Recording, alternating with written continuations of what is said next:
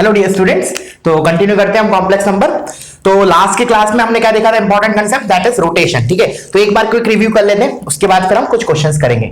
तो क्या बोला था, जो हमारी मेन इक्वेशन थी उसमें क्या था, let's say this is my z1 point, this is my z2 and let's say this is my z3।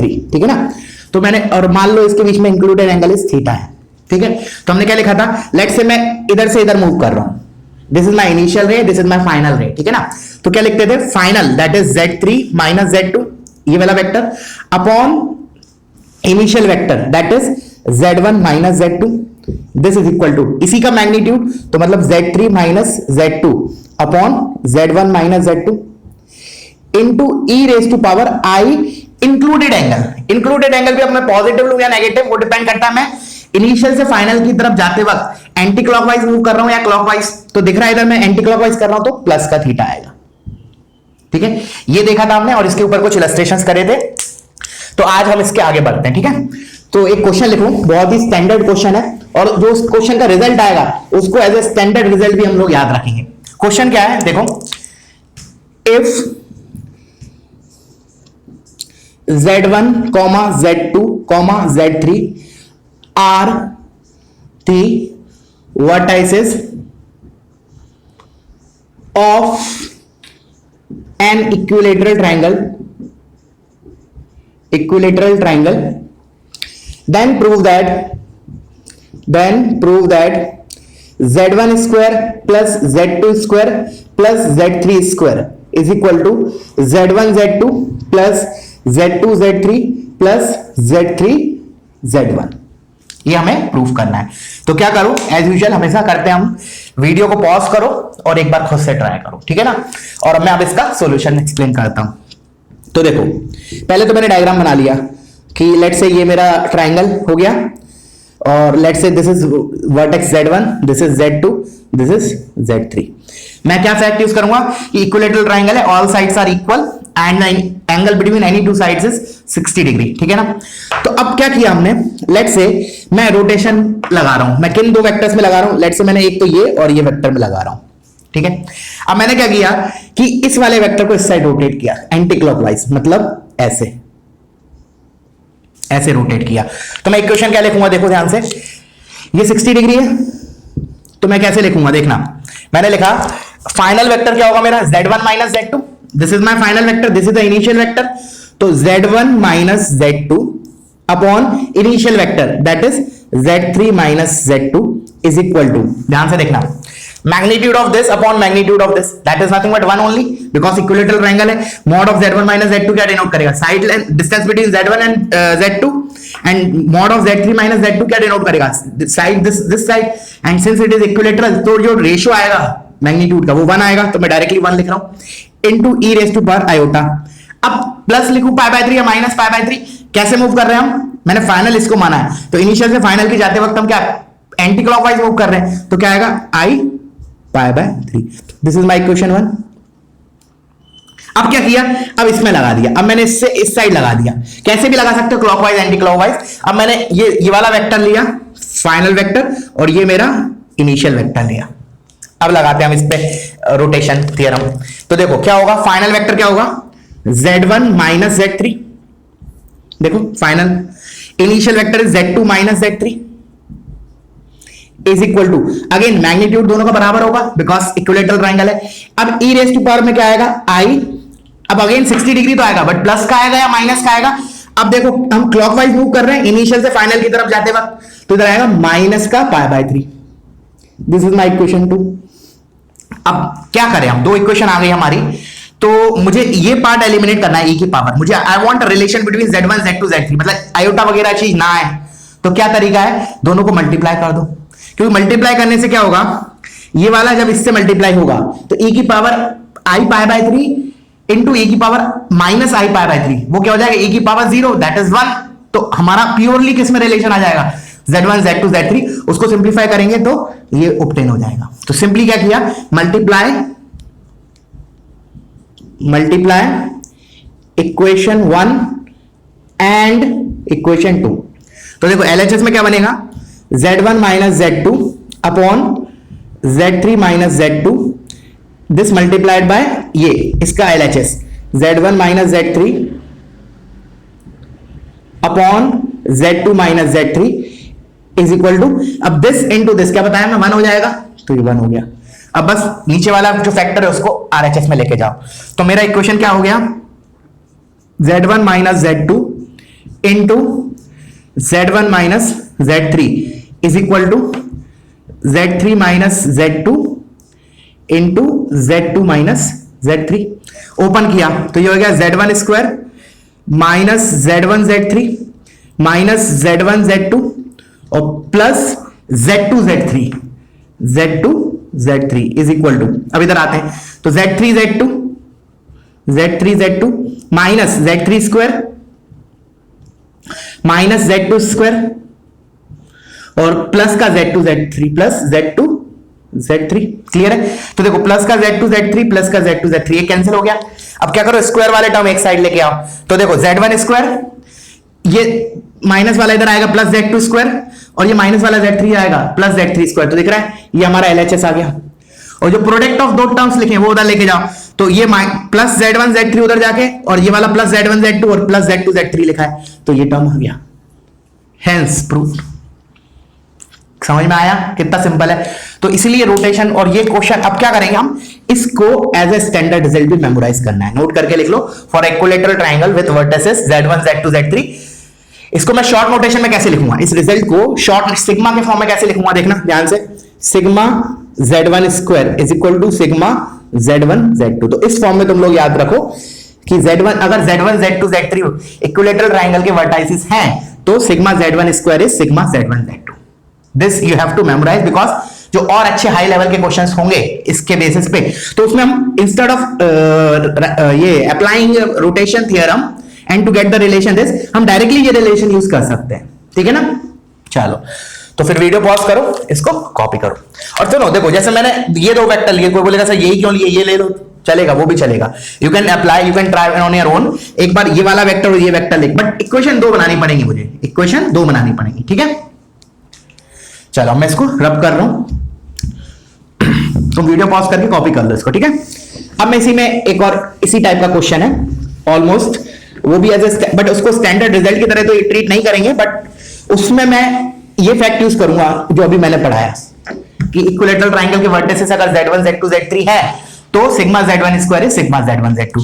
तो क्वेश्चन लिख लेते हैं हम, क्वेश्चन इज, देखो ये लिखा है इफ Z1 Z2 Z3 और इधर आगे इसके आगे और लिख लो Z4 Z5 Z6, Z1 Z2 Z3 Z4 Z5 Z6 are vertices of a regular hexagon, of regular hexagon, regular hexagon, hexagon I hope पता होगा 6 साइड्स होती हैं, ऑल रेगुलर, इसका मतलब ऑल आर इक्वल। ठीक है ना? Regular hexagon with centre at Z0, with centre at Z0, उस हेक्सागन का सेंटर दिया है Z0, then we have to prove that, to prove 6Z0 square is equal to sigma Z1 square, मतलब sigma Z1 से मेरा मतलब क्या हो गया, sum of squares of all the vertices corresponding that complex number. तो Z1 square plus Z2 square plus Z3 square plus Z4 square plus Z5 square plus Z6 square. तो basically हमें ये प्रूव करना है। अब इसमें एक चीज और आ गई, सेंटर एट Z0। ठीक है, तो पॉज करो वीडियो, ठीक है, और एक बार खुद से ट्राई करो, ज्यादा अच्छा रहेगा as compare to seeing the solution. और मैं इसको स्टार्ट करता हूं सॉल्यूशन। तो सबसे पहला काम क्या है हमारा, सबसे पहले हम फिगर बनाते हैं। ठीक है ना? तो let me draw the figure first. This is a hexagon, benzene होता है ना केमिस्ट्री में, वही हो गया हेक्सागन। ठीक है, अच्छा रेगुलर है, ऑल साइड्स आर इक्वल। ठीक है, अच्छा अब क्या करें, अब क्या किया हमने, इसमें इक्विलैटरल ट्रायंगल देखा, कोई है क्या इक्विलैटरल ट्रायंगल? देखो वैसे छोटे वाले ट्रायंगल्स तो 6 होते हैं, बट मैंने देखो कौन सा ले रहा हूं मैं, देखना। लेट से पहले तो मैं नामकरण कर देता हूं, लेट से ये Z1 है, ये Z2 है, ये Z3 है, ये Z4 है, ये Z5 and this is Z6। These are the 6 vertices, मतलब उन वर्टिसेस के करस्पॉन्डिंग कॉम्प्लेक्स नंबर्स। अब हमने क्या किया, देखना ध्यान से, एक ट्रायंगल लिया, कौन सा ट्रायंगल, अच्छा उससे पहले ये सेंटर होगा, Z0 दिया उसने। अब मैंने एक ट्रायंगल कंस्ट्रक्ट किया, देखो ये रेड से जो मैं मार्क कर रहा हूं, this is one equilateral triangle. That you can verify, ठीक है ना, इक्विलेटरल ट्राइंगल होगा, ठीक है। अच्छा, अब मैंने बोला इस ट्राइंगल के हिसाब से अब मैं प्रीवियस रिजल्ट यूज कर रहा हूं, केवल रेड वाला ट्राइंगल, मतलब Z2 Z4 Z6, क्या बोला, Z2 Z4 Z6 वर्टिसेस के हिसाब से, इस ट्राइंगल के हिसाब से मैंने बोला फॉर ट्राइंगल, ऐसे लिख लो, for triangle Z2 Z4 Z6, इस ट्राइंगल के अंदर मैं प्रीवियस वाला स्टैंडर्ड रिजल्ट डायरेक्टली यूज कर रहा हूं। क्या था हमारा previous result, sum of squares of vertices is equal to sum of product taken two at a time, ऐसे बोल सकते हैं। तो क्या हो गया मेरा, Z2 square plus Z4 square plus Z6 square is equal to Z2 Z4 plus Z4 Z6 plus Z2 Z6। This is my equation 1, ठीक है। अब चमक गया होगा कि ये ट्राइंगल बनाया, मैं एक और ट्राइंगल बन सकता है सेम कैटेगरी का। देखो कैसे, मैंने अब क्या किया, ये ट्राइंगल लिया, अब डैश डैश से बना देता हूं जो मैं बना रहा हूं अभी, देखो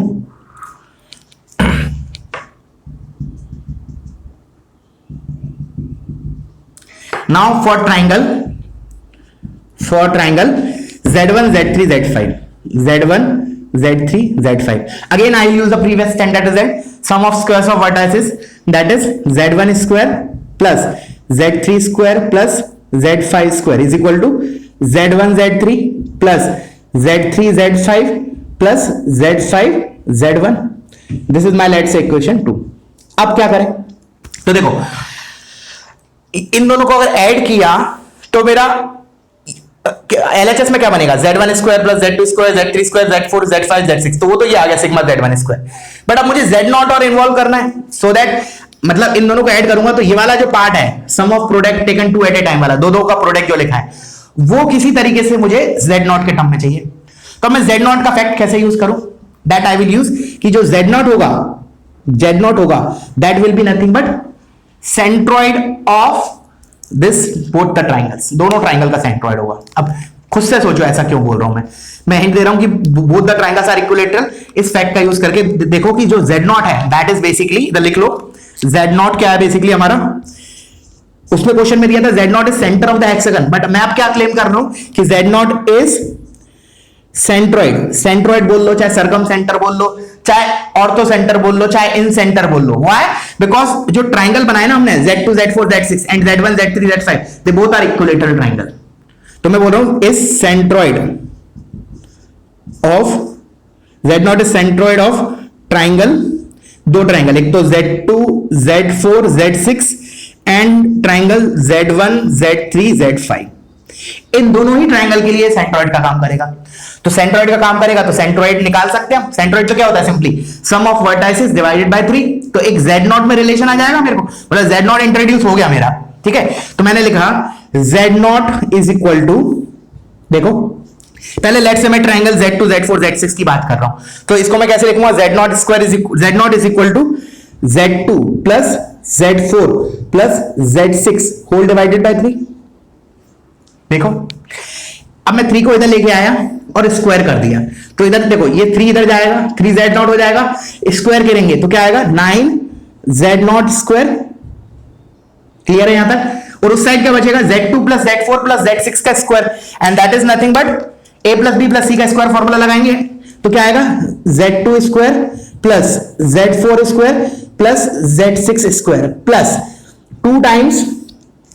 अब सुनना एक मिनट, थोड़ा बार बार एक ही एक चीज ना लिखना पड़े, मैं क्या कर रहा हूं देखना, थोड़ा सा छोटा सा सिंप्लीफिकेशन, कि इसको तो मैंने 1 मिनट के लिए लेट से अल्फा मान लिया और इसको मैंने लेट से बीटा मान लिया। मैं ऐसा क्यों मान रहा हूं, सो दैट इतनी बड़ी बड़ी चीज बार बार ना लिखना पड़े, ठीक है। अब मेरी इधर क्या आएगी, 2 टाइम्स क्या आएगा इधर, Z2 Z4 Z4 Z6 Z6 Z4, 2AB plus 2BC plus 2CA, और Z2 Z4 वगैरह क्या है, मैंने इसके हिसाब से क्या माना है, अल्फा माना है, तो मैं इसको 1 मिनट के लिए अल्फा लिख रहा हूं, ठीक है ना। दिस इज लेट से अल्फा, ठीक है। अच्छा अब क्या करें देखना, हाँ अब सिमिलरली जैसे मैंने अभी ये लगाया किसमें, centroid of triangle Z2 Z4 Z6, similarly we can apply for Z1 Z3 Z5 also. तो अगेन सेम इक्वेशन बनेगी, Z0 is equal to Z1 plus Z3 plus Z5 whole divided by 3। Again same चीज करूंगा, इधर इसको ले जाके square करूंगा तो क्या आएगा 9 Z0 square is equal to, एक तो आएगा A plus B plus C के स्क्वायर के फॉर्मूले से आएगा Z1 square plus z3 square plus z5 square plus 2 times, फिर आएगा z1 z3 plus z3 z5 plus z5 z1। Again उसको मैं बीटा मान लेता हूं, तो पूरा ना लिखना पड़े इसलिए। वैसे अल्फा बीटा कुछ अलग नहीं है, वो तो मैंने इसलिए लिख रहा हूं कि पूरा इतना बड़ा लिखना ना पड़े बार बार, तो मैं इधर लिख रहा हूं बीटा। ठीक है, यहां तक क्लियर है? चलो, तो पहले वीडियो पॉज करके इतना पार्ट कॉपी करो, क्योंकि मेरे को रब करना पड़ेगा इसको फर्दर सॉल्व करने के लिए। ठीक है, तो you can pause the video and copy it. अब मैं आता हूं आगे की चीज पे, तो मैंने इसको थोड़ा सा रब कर रहा हूं, प्रूव दैट को इधर लिखे रहने देते। अब देखना क्या किया हमने। लेट्स से मैं इसको इक्वेशन नंबर दे देता हूं थोड़ा सा। इसको मैंने बोला इक्वेशन नंबर 1 2 हो गया हमारा। लेट्स से ये 3 है और लेट्स से ये 4 है, तो मैंने 3 और 4 को ऐड किया, adding 3 and 4, add 3 and equation 4, तो 9z0 square plus 9z0 square क्या आएगा, 18z0 square is equal to. अब देखो इन दोनों को ऐड करूंगा तो देखो इधर क्या है, z1 square z3 square z5 square, इधर z1 square z4 square z6 square. तो मैं इसको डायरेक्टली ऐसे लिख लूं, सिग्मा z1 का स्क्वायर प्लस इधर क्या लिखा है 2 बीटा, इधर 2 अल्फा, तो 2 times alpha plus beta. Clear है? समझ में आ रहा है? अब देखो, अब इन दोनों इक्वेशन को भी, इन दोनों इक्वेशन से देखो क्या आएगा। अगर मैंने ऐड किया तो अल्फा प्लस बीटा क्या है, अगर मैंने, चलो इसको लिख ही लेते हैं। मैंने लिखा एक तो रिजल्ट ये आया हमारा, और मैंने लिखा एडिंग इक्वेशन 1 एंड 2, तो मेरा क्या आएगा देखो, इन दोनों को ऐड करूंगा तो इस साइड क्या आएगा, sigma z1 square is equal to alpha plus beta. Clear है? अब बस अल्फा प्लस बीटा की वैल्यू उठा के इधर रख दो, तो देखो क्या हो जाएगा finally, 18z0 square is equal to sigma z1 square plus 2 times sigma z1 square. तो ओवरऑल इधर क्या बना, 3 टाइम्स सिग्मा z1 स्क्वायर, और 18 लिखा है तो 3 से 6 टाइम्स क्या है, तो 6z0 square is equal to sigma z1 square. क्या बोला मैंने, अल्फा प्लस बीटा की वैल्यू उठा के इधर रखो, तो हमारा रिजल्ट क्या बनेगा, 18z0 square is equal to 3 sigma z1 square. तो ये 1 टाइम, ये 6 time, you will get this result. तो एक काफी अच्छा क्वेश्चन है, ठीक है ना, मेंस से ऊपर लेवल का क्वेश्चन है। You can expect such question in advance, ठीक है ना, इस टाइप का लेवल एडवांस में आ सकता है। मेंस में तो नहीं आएगा, हाँ मेंस के लिए वो ट्रायंगल वाला सफिशिएंट था। ठीक है, चलो फिर वीडियो पॉज करो, इसको कॉपी कर लो। अब आते हैं हम नेक्स्ट क्वेश्चन पे। फील आ जानी चाहिए तुम्हें रोटेशन की, ठीक है ना, बहुत ही इंपॉर्टेंट पार्ट है रोटेशन। और इसके बाद हम नेक्स्ट टॉपिक जो कल से स्टार्ट करेंगे, डी मॉर्गन्स थ्योरम, वो भी बहुत इंपॉर्टेंट है। वो पूरा cube root of unity, nth root of unity के बेसिस, उसके ऊपर, मतलब उसके ऊपर बेसिस पे वो है। तो इसलिए लास्ट की जो मैंने बोला है, लास्ट क्लास में मैंने बोला था कि जो टॉपिक तुम्हारे स्टार्ट हुए हैं, एक्चुअली दैट इज कॉम्प्लेक्स। इससे पहले जो पढ़ा था वो बहुत बेसिक पार्ट पढ़ा था हमने, ठीक है। तो let me write down the next question. देखो चलो, ये वाला सबको करना है, ठीक है ना। क्या है, if Z1, Z2, Z3 are vertices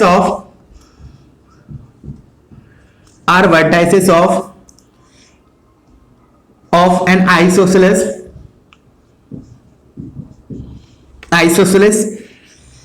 right angle isosceles triangle, पहले तो इसे लिख लो, isosceles triangle right angled at Z2, right angled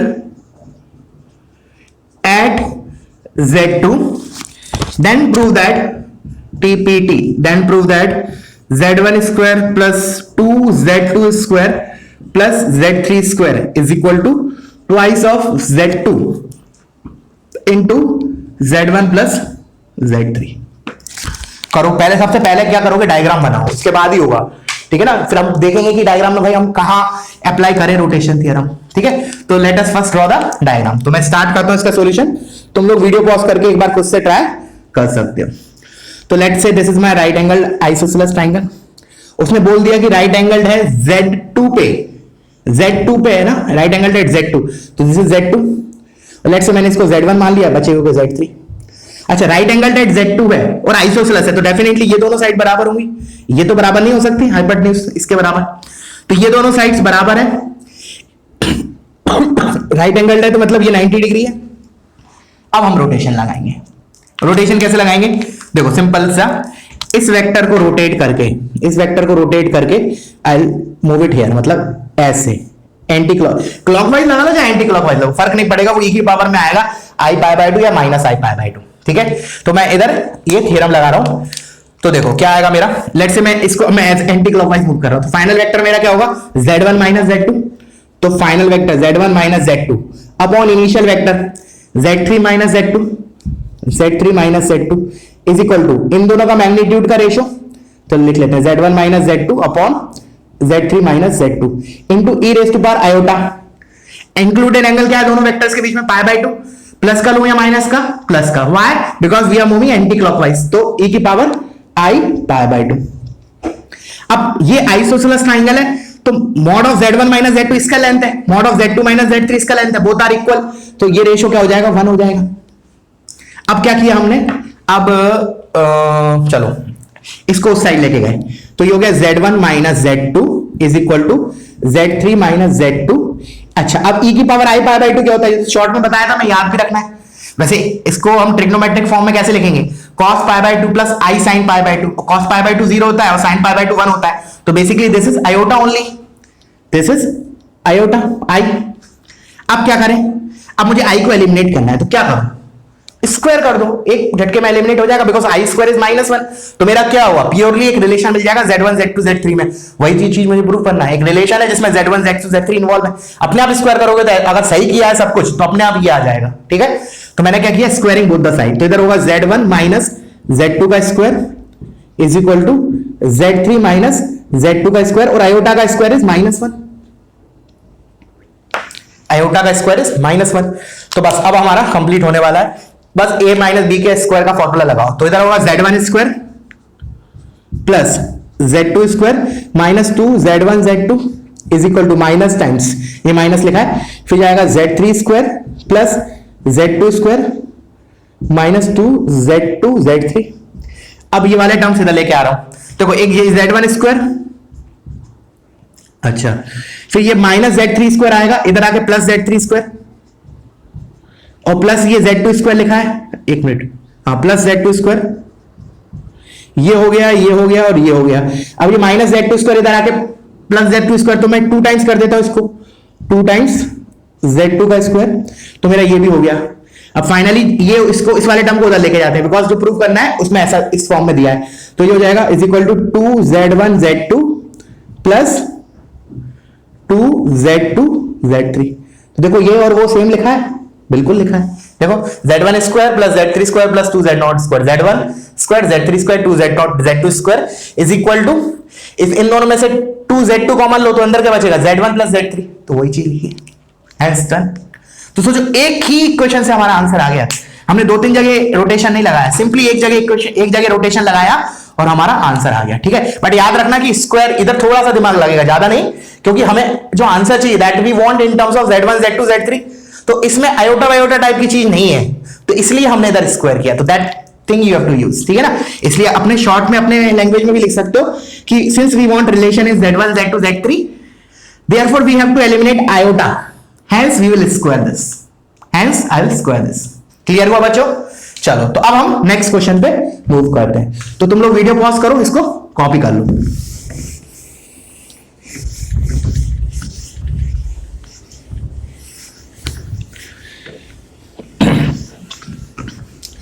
और कॉम्प्लेक्स का भी बढ़ के जाना टेस्ट, मैंने पहले भी बोला है, ठीक है ना, trigonometry and complex both should be perfect, ठीक है ना। टेस्ट दोनों क्वेश्चन दोनों रहेंगे, दोनों टॉपिक मैथ उसमें पेपर में कमिंग टेस्ट में, ठीक है। चलो एक और क्वेश्चन, ये भी अच्छा क्वेश्चन है, इसको भी तुम लोग को आना चाहिए, ठीक है ना, वीडियो पॉज करके जरूर ट्राई करना। क्वेश्चन है let z1 and z2 be roots of the equation, और इक्वेशन है z square plus pz plus q is equal to 0, ठीक है ना। Where the coefficient p and q may be complex number, where coefficient p and q may be complex, उसमें ऐसा नहीं दे रखा p and q are real, p और q भी कॉम्प्लेक्स हो सकते हैं, p and q may be complex, may be complex number. Let a and b represent z1 and z2. Let a, capital A and capital B, these are the 2 points, represent represent Z1 and Z2 respectively, ठीक है ना, Z1 और Z2 in the complex plane. अब full stop, if angle AOB is equal to alpha and OA is equal to OB, and अभी O बताऊंगा क्या है, O basically origin है, and OA is equal to OB, where O is origin, लिख लो, where O is origin, then prove that P square is equal to 4Q into cos square alpha by 2। सो ये type के question तुम लोग advance में भी expect कर सकते हो, है सिंपल बट थोड़ा लॉजिकल है, ठीक है ना, थोड़ा मैनिपुलेशंस लगेगा, थोड़ा ट्रिग्नोमेट्री भी लगेगी, ठीक है ना। तो इसको अब स्टार्ट करते हैं। तुम लोग क्या करो, वीडियो पॉज करके एक बार खुद से ट्राई करो, ठीक है। अब जैसे हमने तो प्रूफ दैट के फॉर्म में दिया है, जैसे मान लो उसको एडवांस में पूछना है ये सेम क्वेश्चन, तो इंटीजर टाइप में पूछ सकता है। देखो एक तो क्या है, सिंगल करेक्ट में तो पूछ ही सकता है, ऑप्शन दे देगा, एक में 4Q cos square alpha by 2 देगा, एक में 2Q दे देगा, एक में 3 दे देगा। बट इंटीजर टाइप में कैसे बनाएगा वो, ऐसे दे देगा, इफ प्रूफ दैट की जगह if P square is equal to lambda times lambda into Q into cos square alpha by 2, find lambda. तो this is the other way of asking the same question in integer type for advance, ठीक है ना, समझ में आया ना। तो हमारा आंसर क्या होगा, लैम्डा इज इक्वल टू 4, ठीक है। चलो तो अब हम इसको स्टार्ट करते हैं सॉल्यूशन इसका। आई होप तुम लोगों ने वीडियो पॉज करके एक बार खुद से ट्राई किया होगा। तो फर्स्ट से पहला काम डायग्राम, क्योंकि डायग्राम नहीं बनाएंगे तो पता नहीं चलेगा कौन सा वेक्टर कहां है, कौन सा एंगल है, क्या है। तो सबसे पहला काम हमारा है, हमें डायग्राम बनाना है। तो let me first draw the diagram. तो पहले तो मैंने कोऑर्डिनेट एक्सिस बना ली, बिकॉज ओरिजिन की बात हो रही है। तो let's say this is my complex plane, this is my origin, और ए और बी कोई भी पॉइंट ले लेता हूं मैं स्पेस में। तो let's say this is my A and this is let's say my B, और उसमें क्या बोला है, ए जो पॉइंट है that represent complex number Z1 and B represent Z2। यही डायग्राम है। देखो Z1 and Z2 are the roots, वो तो अभी इफेक्ट यूज करेंगे। A represents Z1, B represent Z2। तो ए को Z1 और ये अब मैंने क्या किया, इनको ज्वाइन कर दिया, OA और OB को ज्वाइन किया, OA और OB को, और कीपिंग इन माइंड कि ये दोनों लेंथ बराबर है। और इसमें देखा है AOB एंगल अल्फा है, तो ये एंगल मेरा अल्फा हो गया, बस यहीं बस इतना ही डायग्राम है। तो क्या करें, ऑब्वियस सी थॉट है, क्या आएगा दिमाग में, ऑब्वियस सी बात, क्या आएगा थॉट कि भाई इसमें रोटेशन लगा देते हैं, क्योंकि देखो लेंथ भी बराबर है, इंक्लूडेड एंगल अल्फा है, तो हम Z1 और Z2 में क्या लगा देते हैं, रोटेशन लगा देते हैं। तो देखो अब रोटेशन लगाया तो क्या आएगा, मैंने बोला फाइनल, लेट्स से ये ऊपर वाला Z2 है, तो मैं इस डायरेक्शन मूव कर रहा हूं, ऐसे मूव कर रहा हूं anti clockwise, you can move it clockwise also, कोई फर्क नहीं पड़ेगा, ठीक है ना। बट कंफर्टेबल लगता है मुझे, प्लस मुझे माइनस नहीं आता, तो मैं इन जनरल अगर ऑप्शन रहता है मेरे पे अवेलेबल तो I use to prefer anti clockwise. वैसे हम कुछ भी लगा सकते हैं, ठीक है ना। चलो अब मैंने लिखा, इसमें क्या लिखूं मैं, Z2 अपॉन Z2 ये वाला वेक्टर क्या हो जाएगा, Z2 minus 0 which is Z2 upon initial vector Z1 minus 0 that is Z1 is equal to magnitude of Z2 upon magnitude of Z1 into e raise to power iota. अब theta आएगा या minus, sorry alpha आएगा या minus alpha आएगा, anti clockwise move कर रहे हैं तो अल्फा आएगा, तो e raise to power i alpha. अब वी नो उसमें दे रखा है कि OA और OB का मैग्नीट्यूड बराबर है, और OA बेसिकली है क्या मेरा, mod Z1 distance of Z1 from origin, and OB is what, distance of Z2 from origin. तो मॉड Z1 मॉड Z2 बराबर है, तो ये मेरा बेसिकली 1 हो गया, रेशियो इन दोनों का। अब मेरी इधर से इक्वेशन क्या बनी, Z2 is equal to Z1 into e raise to power iota alpha. ये मेरी एक बहुत अच्छी इक्वेशन बन गई। अभी क्वेश्चन कंप्लीट नहीं हुआ। देखो ये क्वेश्चन जो है ना, 2-3 कंसेप्ट एक साथ लग रहे हैं 2-3 चैप्टर के। देखो एक तो ये लग गया हमारा कॉम्प्लेक्स का, अब कॉम्प्लेक्स का पार्ट खत्म तो नहीं बोलूंगा, हालांकि अभी और लगेगा, बट अब हमारा यूज होगा क्वाड्रेटिक वाला पार्ट, क्योंकि इसमें दे रखा है Z1 Z2 इसके रूट्स हैं, तो हम क्या फैक्ट यूज करेंगे, sum of root and product of root, ठीक है। तो अब लिखते हैं वाली इक्वेशन, तो सम ऑफ रूट कितना हो जाएगा, माइनस बी बाय ए होता है, तो सम ऑफ रूट इधर से क्या लिखूंगा, Z1 plus Z2 is equal to minus b by a, तो माइनस पी हो जाएगा। This is my equation 2। And lastly product of root, तो ये हो गया Z1 into Z2 product of root is equal to C by a that is Q। This is my equation 3। अब मेरे पास 3 equation आ गई। अब इसका काम खत्म, कॉम्प्लेक्स क्वाड्रेटिक वगैरह का काम खत्म।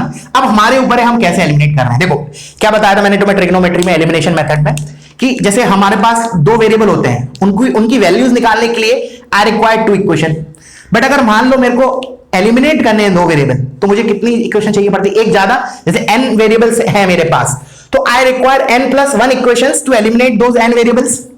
तो here how many variables are there? देखो मेरा जो एक्सप्रेशन है उसमें Z1 Z2 कहीं दिख रहा है क्या? नहीं। तो इसका मतलब Z1 और Z2 में हमारे पास 3 इक्वेशंस है और 2 वेरिएबल्स हैं, तो अपने आप एलिमिनेट हो जाएंगे। एक इक्वेशन ज्यादा है ना, 2 वेरिएबल्स हैं, तो बेसिकली अब क्या हो गया, ये एलिमिनेशन का क्वेश्चन हो गया। नाउ ऐसे बोल सकता है अब जैसे मान लो तुमको उसे मेंस क्वेश्चन बनाना है, सिंपल मेंस लेवल का क्वेश्चन बनाना है, तो क्या करेगा वो? ये बोल देगा 3 इक्वेशन ये है, एलिमिनेट Z1 Z2, या फिर ऐसे लेगा Z1 Z2 में ये 3 इक्वेशन है, if this is equal to lambda q times cos square alpha by 2 what is lambda. तो बेसिकली एलिमिनेशन का क्वेश्चन हो गया। क्लियर है? तो चलो अब स्टार्ट करते हैं एलिमिनेट करना। तो मैं इसके लिए अब ये डायग्राम रब कर रहा हूं, तुम लोग वीडियो पॉज करके ये डायग्राम कॉपी कर लो, ठीक है? मैं केवल अब बोर्ड पे 3 इक्वेशन रह रहे हैं मेरा, और जो प्रूव करना है वो पार्ट रहने मेरा, बाकी सब चीज रब कर रहा हूं। हाँ अब देखो, अब क्या करें Z1 Z2 एलिमिनेट करने के लिए? सबसे पहले तो क्या किया भाई, Z2 का काम खत्म किया, तो इस Z2 को उठा के इधर रखा, तो क्या आएगा Z1। देखो एलिमिनेशन करना अपने आप में एक नया क्वेश्चन है, ठीक है ना, अपने आप में एक टास्क है। ऐसे मत सोचना इक्वेशन आ गई बस छोड़ दिया, नहीं नहीं, ऐसे नहीं करना है, छोड़ना नहीं है, करना है पूरा। हो सकता है इक्वेशन बनाना आसान हो, एलिमिनेशन करना टफ हो, IIT ने ऐसा क्वेश्चन दिया हो, ठीक है ना, तो इसलिए पूरा क्वेश्चन करना है। तो Z2 को ये डाला, तो Z1 प्लस Z2 की जगह क्या लिखूंगा, Z1 इंटू e की power i alpha, this is equal to -p। तो इधर से मेरा आया Z1 इंटू 1 प्लस e की power i alpha is equal to -p। Let's see this is my equation 4। अब इधर से Z2 इसमें उठा के डाल देते, एक बार तो इसमें डाला, अब इसमें डालते हैं, तो Z1 इंटू Z2 की जगह क्या लिखूंगा, Z1 into e raise to power i alpha is equal to q। This is my equation 5। अब समझ जाना चाहिए। देखो अब क्या हुआ मेरे पास, मैंने क्या किया, बेसिकली 3 इक्वेशन थी, 2 वेरिएबल्स थे, तो उससे क्या किया 2 इक्वेशन बना ली, अब एक वेरिएबल आ गया, तो एक वेरिएबल खत्म, ठीक है, इक्वेशन अब हमारे पास, लेकिन एक वेरिएबल है, 2 इक्वेशन है, तो एलिमिनेट हो जाएगा। अब सोचो 2 मिनट पॉज करके, how to eliminate Z1 from these 2 equation, एक ही स्टेप में, ठीक है, मैनिपुलेट करके वो चीज प्रूव करनी, वो बात की बात है। मैंने बोला एलिमिनेट तो Z1 एक ही स्टेप में हो जाएगा। अभी कैसे, देखो इधर Z1 लिखा है, इधर Z1 स्क्वायर लिखा है, तो क्या करूं मैं, एक तरीका तो क्या है, Z1 उठा के इधर रख दो, ऑफ कोर्स प्रीटी सिंपल, या फिर ऐसे बोल सकता हूं ऊपर वाली क्वेश्चन को स्क्वायर करके इससे डिवाइड कर दो, क्योंकि अगर स्क्वायर करोगे तो Z1 स्क्वायर जनरेट होगा, डिवाइड करूंगा तो Z1 स्क्वायर कैंसिल हो जाएगा। तो क्या किया मैंने, इक्वेशन 4 को स्क्वायर किया और डिवाइड किया इक्वेशन 5 से, तो देखो क्या आ गया, Z1 स्क्वायर 1 प्लस e की पावर i अल्फा, इसका स्क्वायर डिवाइडेड बाय, इससे डिवाइड किया, तो Z1 स्क्वायर e की power i alpha is equal to, अब माइनस p का स्क्वायर क्या होगा, p स्क्वायर और नीचे q, तो ये Z1 खत्म, Z1 स्क्वायर खत्म। तो finally what we get is, देखो अब देखो तुम्हें फील भी आ रही होगी ऑप्शन ये देख के कि हम सही जा रहे हैं। The reason is p square generate हो गया, और ये अगर मान लो इसको मैं q को इधर लिखूं 1 मिनट के लिए, तो one and the same thing, तो ये भी चीज, तो p square by q type की चीज जनरेट हो रही है। इसका मतलब ये चीज जो इधर लिखा है आयोटा के टर्म्स में, वो ट्रिग्नोमेट्री का यूज करके, सिंप्लीफाई करके, it has to convert into this, या फिर कॉम्प्लेक्स नंबर का यूज करके। तो क्लियर है यहां तक? चलो तो मैं इसको पहले ये पार्ट को हटा रहा हूं, तुम लोग अगले स्टेप में लिखना, ये स्टेप लिख लेना, उसके बाद में आप अगले स्टेप में लिखना। अब देखो क्या करें, अब again there are options, various options to solve this, ठीक है ना। कैसे, एक सबसे इजीएस्ट तरीका क्या है कि मैं ऊपर से, अब याद है कि जब हमने वो प्रूफ किया था e की power i theta plus 1 type की चीज जब प्रूफ की थी, इसका जो मैग्नीट्यूड होता है 2 cos थीटा बाय 2, तो हमने इधर कैसे जनरेट किया था, हमने क्या किया था, e की power i theta by 2 common लेके फिर इसको लिखा था e की power i theta by 2 plus e की power minus i theta by 2, याद आया। फिर this is nothing but z plus z bar 2 cos theta by 2 आता है। तो उसी तरीके से इसमें मैं क्या कर रहा हूं, ऊपर से e की power i alpha by 2 common ले रहा हूं। तो देखना मैंने लिया e की power i alpha by 2 common लिया, तो इधर बना e की power minus i alpha by 2 plus e की पावर i अल्फा बाय 2। अब पूरे का स्क्वायर है, तो इसका स्क्वायर होगा तो ये कैंसिल 2, बचेगा इसका स्क्वायर अपॉन e की पावर i अल्फा।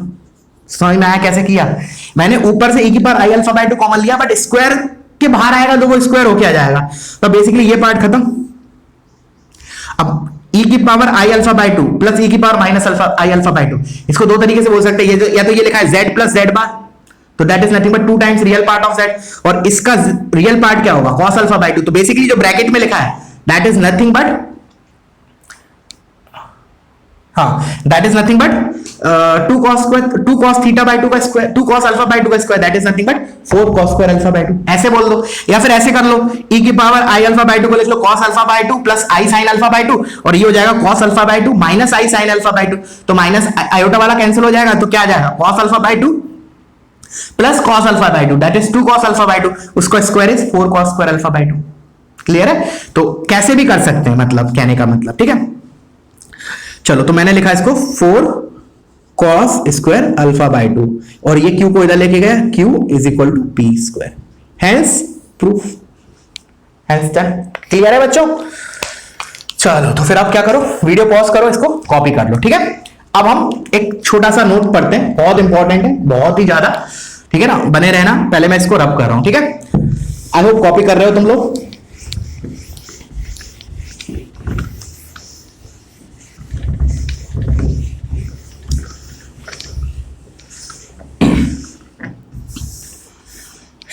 चलो, तो नेक्स्ट टॉपिक जो मैं बता रहा हूं, नेक्स्ट नोट के फॉर्म में लिख रहे हैं हम, ठीक है ना, उसके बेसिस पे क्वेश्चन करेंगे। देखो क्या है नोट हमारा, मैंने लिखा if Z1 and Z2 are parallel then what is the relation between Z1 and Z2। पहले सोचो खुद से। अभी मैं दो केसेस लेने वाला हूं, केस वाले Z1 Z2 पैरेलल, उसकी कंडीशंस लिखूंगा, फिर मैं लिखूंगा Z1 Z2 परपेंडिकुलर, उसकी कंडीशंस लिखूंगा, और वो बहुत ज्यादा यूज होगी, ठीक है। तो मैंने बोला अगर Z1 और Z2 पैरेलल है, दैट उसको हम रिलेशन कैसे लिख सकते हैं, what is the relation between Z1 and Z2, क्या इक्वेशन लिखें कि वही, मतलब वो इक्वेशन से यही सेम इंफॉर्मेशन डिलीवर हो हमें। तो देखो कैसे, मैंने बोला Z1 Z2 पैरेलल है, तो सिनेरियो क्या हो सकता है, मतलब Z1 Z2 ऐसे लिख लो, पैरेलल लिख लो, नहीं तो कोलिनियर लिख लो, one and the same thing. तो इसका मतलब क्या है, लेट्स से ये 2D प्लेन है मेरा, ये Z1 है, तो ये मेरा Z1 वेक्टर हो गया, ये दिस इज Z1। अगर पैरेलल है तो मेरा जो Z2 आएगा वो कहां आएगा, इस टाइप का सिनेरियो होगा, या फिर इसी पॉइंट पे होगा, ऐसे बोल दो Z2 इस पॉइंट पे होगा। क्लियर है? तो मैं कैसे क्या इक्वेशन यूज करूं, आर्ग्यूमेंट के पॉइंट ऑफ व्यू से सोचो। अगर ऐसा कोई सिनेरियो है, then what is the argument of relation between Z1 and Z2। अच्छा, एट प्रेजेंट सिचुएशन जो मैंने डायग्राम बनाया है, उसके हिसाब से आर्ग्यूमेंट ऑफ Z1 और Z2 क्या होगा, ऑफ कोर्स बराबर, they are on the same line.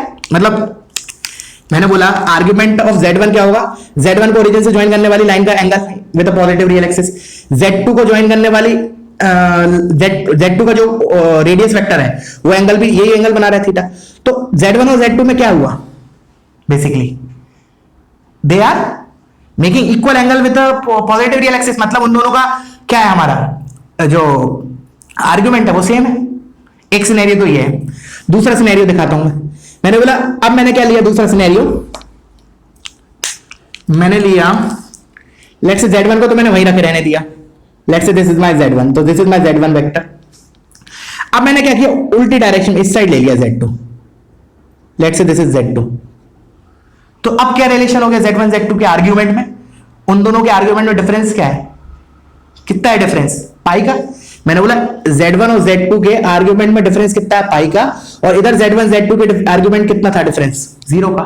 तो बस यही मैं फैक्ट यूज करूंगा, क्योंकि दोनों ही सिनेरियो में क्या हो रहा है, Z1 और Z2 पैरेलल है, ठीक है ना। तो if two vectors are parallel, तो मैं क्या लिख सकता हूं, argument of Z1 minus argument of, अभी देखना कंप्लीट नहीं हुआ, Z इज इक्वल टू या तो 0 और पाई। सुनना अभी ध्यान से।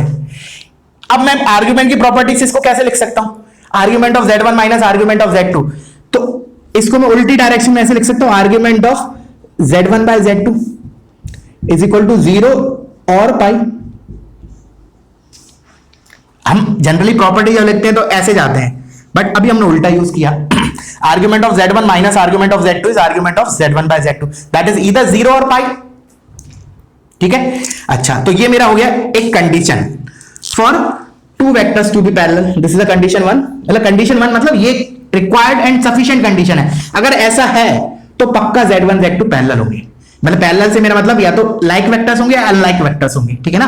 मतलब या तो ऐसे दोनों की डायरेक्शन ऐसी होगी, या फिर Z2, या फिर Z1 इस साइड होगा और Z2 इधर होगा, but in both the scenario we will say parallel only, ठीक है ना। इन दोनों में क्या होगा, पाई, जीरो का डिफरेंस होगा दोनों के आर्गुमेंट में, इसमें क्या होगा, पाई का डिफरेंस होगा, तो वो मैंने एक साथ लिख लिया, ठीक है ना, जीरो और पाई। अच्छा, अब मैंने बोला इसी इक्वेशन को अब मैं एक और तरीके से लिख रहा हूं, कैसे देखना, z1 upon z2 this itself is a complex number. मैंने मान लिया लेट्स से ये कॉम्प्लेक्स नंबर है z, ठीक है। अब फॉरगेट अबाउट z1 z2, अब ऐसे लिखो, ऐसे देखो इस इक्वेशन को, argument of z is zero और pi, what is the conclusion. मैंने बोला किसी कॉम्प्लेक्स नंबर का आर्ग्यूमेंट जीरो या पाई होता है, then what is the conclusion, मतलब क्या होता है, इसका मतलब क्या है, what we can comment about z, that is purely real. अगर किसी कॉम्प्लेक्स नंबर का आर्ग्यूमेंट जीरो और पाई है, दैट मींस व्हाट, वो या तो इधर आएगा real axis, positive real axis पे या नेगेटिव रियल एक्सिस पे, अल्टीमेटली व्हाट, जो z होगा अगर किसी कॉम्प्लेक्स नंबर का आर्ग्यूमेंट जीरो या पाई है, that means that is purely real. तो मैं इस इक्वेशन को और कैसे लिख सकता हूं, देखना, z1 upon z2 is purely real, तो मैं क्या लिख सकता हूं, is equal to lambda. Further this can be written as z1 is equal to lambda times z2, this is my second way of writing, where lambda is any scalar, of course scalar है ये लिख लो, this is real scalar, real number.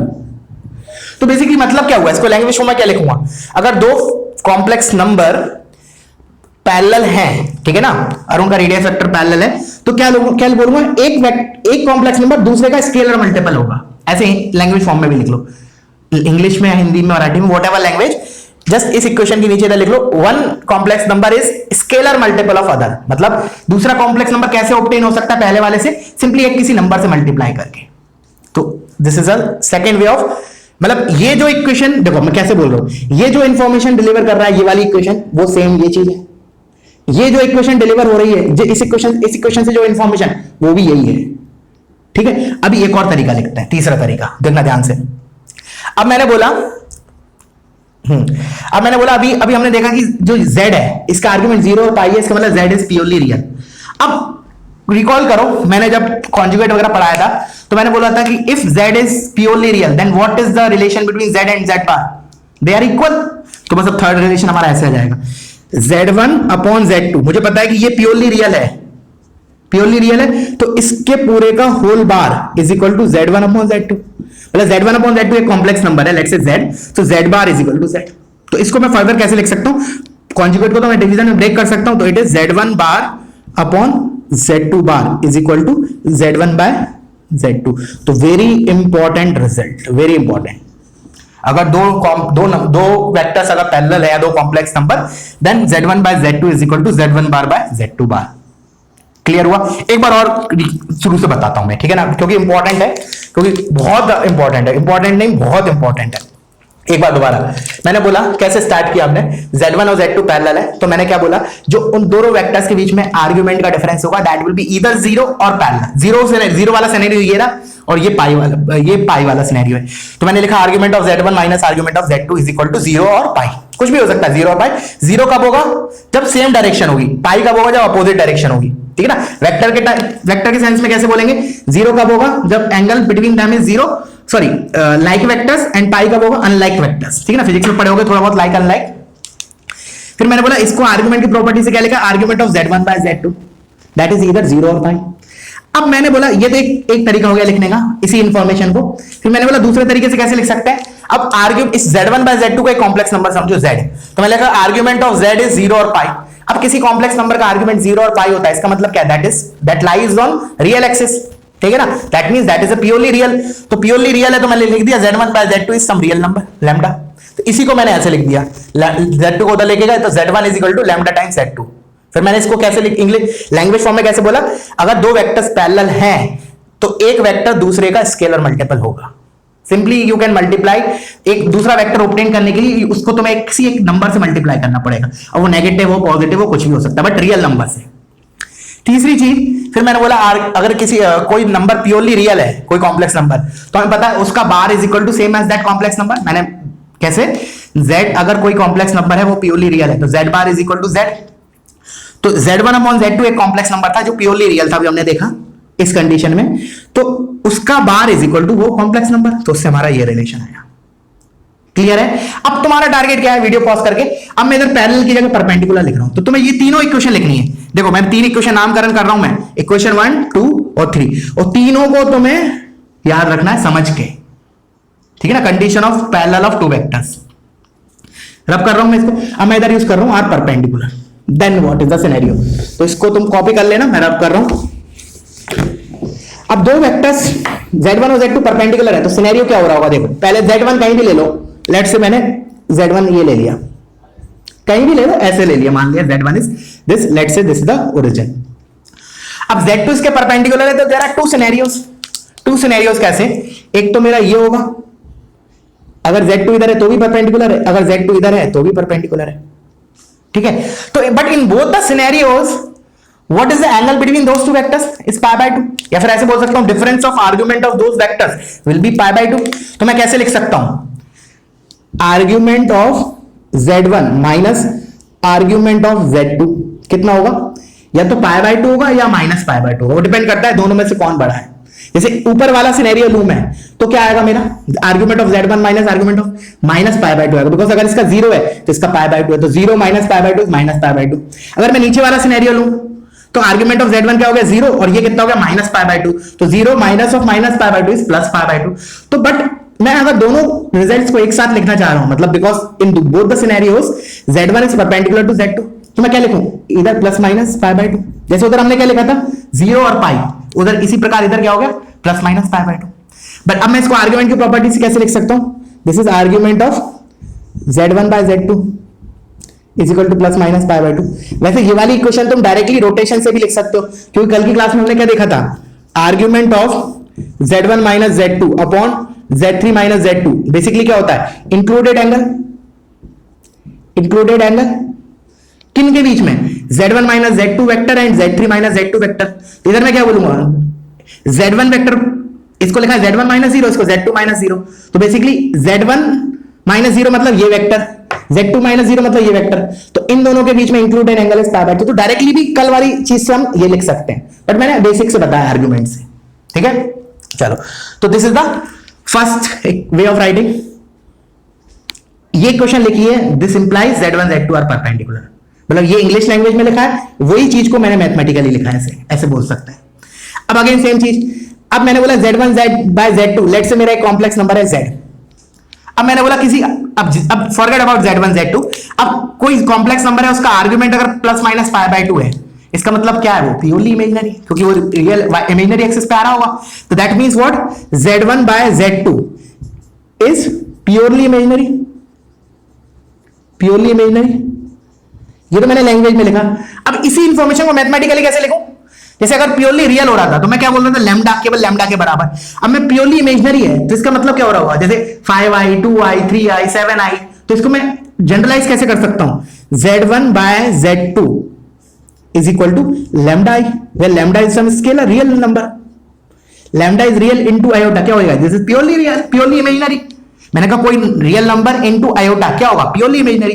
तो इसी को मैं ऐसे इस फॉर्म में लिख लेता हूं, z1 is equal to lambda I times z2, this is my second way of writing.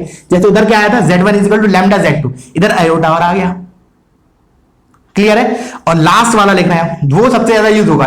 अभी एग्जांपल देखेंगे, कल की क्लास में देखेंगे एग्जांपल, तो वो जो थर्ड वाला रिजल्ट है ना, वो ज्यादा यूज होगा सभी क्वेश्चन में। तो क्वेश्चन देखो क्या है, अब अगेन वही चीज मैंने कैसे बताया कि ये एक प्योरली इमेजिनरी नंबर है। अगर मैं अब फॉरगेट अबाउट दिस, अब मैंने शुरू में जब कॉन्जुगेट पढ़ाया था तो क्या लिखाया था कि अगर कोई कॉम्प्लेक्स नंबर प्योरली इमेजिनरी है then z bar will be minus of z। तो मैंने लिखा इसका bar will be negative of this, क्या लिखा, z1 बाय z2 इसका पूरे का bar will be minus of z1 by z2। इसको मैं फर्दर कैसे लिख सकता हूं, z1 bar upon z2 bar plus z1 by z2 is equal to 0। बहुत important result, this is the condition of perpendicularity of two vectors z1 and z2, ऐसे बोल सकते हैं। तो देखो तीनों फॉर्म में लिख लिया हमने 1 2 3, ठीक है। मैंने बोला इन तीनों में सबसे ज्यादा यूज होगा ये वाला, जो उसमें भी लास्ट वाला जो लिखा था, उधर क्या था हमारा z bar is equal to z, इधर माइनस टाइम्स z है तो इधर आके ये प्लस हो गया। आई होप क्लियर हो गया होगा। तो आखिरी का जो मैंने पढ़ाया नोट वेरी वेरी इंपॉर्टेंट है, ठीक है ना। आराम से शांति से, अगर मान लो नहीं समझ में आ रहा बिल्कुल, मतलब पढ़ कल आज के आज क्लियर होना ही चाहिए, नहीं आता है तो पूछना है, आज ही की क्लियर करना है, आज ही आज, ठीक है, क्योंकि कल मैं इसके ऊपर इलस्ट्रेशन लेने वाला हूं, फिर ऐसा नहीं होना चाहिए कि फिर नहीं आ रहा है तो उस टाइम, ठीक है। चलो तो अब होमवर्क के लिए मैं एक आध क्वेश्चन तुम लोग को दे देता हूं, ठीक है। तो क्वेश्चन है नॉट बेस्ड ऑन दिस, एक अलग क्वेश्चन है, उसके बाद फिर अपन एंड अप करेंगे लेक्चर। क्वेश्चन है मेरा, prove that all roots of equation z plus 1 की power n is equal to z की power n, where n belongs to natural number, उसने दे दिया, ठीक है ना, lies on a straight line, lies on a straight line, we have to prove that ये जो इक्वेशन लिखी है इसके जो जितने भी रूट्स होंगे they will all lies on a straight line. अच्छा एक चीज मैंने तुमसे पूछा, ये कितने डिग्री का पॉलिनोमियल है, एक मिनट सोचो पॉज करके, कितने डिग्री का पॉलिनोमियल लिखा है ये, डोंट से n डिग्री का, क्यों, n तो कैंसिल, एक इधर इसको एक्सपेंड करेंगे तो क्या आएगा, इधर z की पावर n आएगा एक टर्म, उसके बाद सारे पावर कम होते जाएंगे, तो z की पावर n तो इससे कैंसिल हो जाएगा, तो basically this is a n-1 degree polynomial, तो n-1 डिग्री पॉलिनोमियल है तो क्या होगा, इसके n-1 रूट्स होंगे। वी हैव टू प्रूव कि वो सारे जो रूट्स है ना they will lies on a straight line, एक स्ट्रेट लाइन पे लाइज करेंगे, उतना प्रूव करना है, ठीक है। दूसरा क्वेश्चन, हाँ चलो ये एक अच्छा क्वेश्चन है, find the complex number, find the complex number where the curve argument of z minus 3i, थोड़ा सा स्ट्रेट लाइन का आइडिया होना चाहिए हल्का फुल्का, is equal to 3π/4, is equal to 3π/4 and argument of 2z plus 1 minus 2 iota is equal to π/4 intersect, ठीक है ना। You have to find the complex number where these two curve intersect, ठीक है।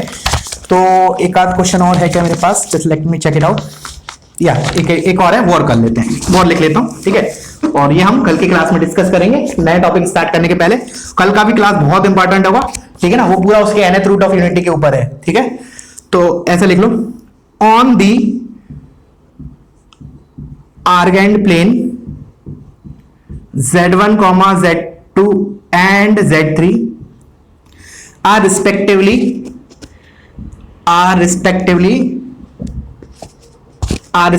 the vertices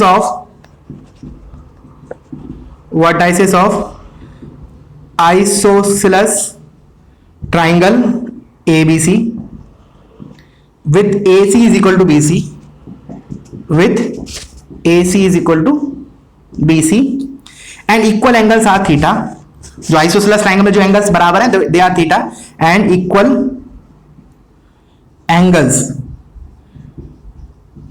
आर थीटा, ये आसान question नहीं होगा, ये सबसे टफ होगा इन सब में, ठीक है, are theta, and if z4 is the incentre of triangle, and if z4 is the incentre, z4 is the in center of the triangle, then prove that, then TPT, then prove that z2 minus z1 into z3 minus z1 is equal to 1 plus sec of theta into z4 minus z1 का square. Tough question होगा ये थोड़ा, ठीक है ना, तो इस पे टाइम देना थोड़ा, और टाइम दोगे तो कल की क्लास में जब मैं बताऊंगा या फिर तुम लोग पूछोगे तब बताएंगे, जब जैसा भी होगा तो ज्यादा समझ में आएगा, तो बट टाइम जरूर देना इस क्वेश्चन पे, थोड़ा बहुत इन सेंटर की प्रॉपर्टीज वगैरह यूज हो सकती है, ठीक है ना, रिलेटेड टू इन सेंटर, ठीक है ना। इन सेंटर होता क्या है, बस इतना याद रखना, अभी के लिए जो इन्फॉर्मेशन बेसिक होती है that is internal angular bisectors का पॉइंट ऑफ इंटरसेक्शन, ठीक है। तो दैट्स इट आज के लिए, थैंक यू।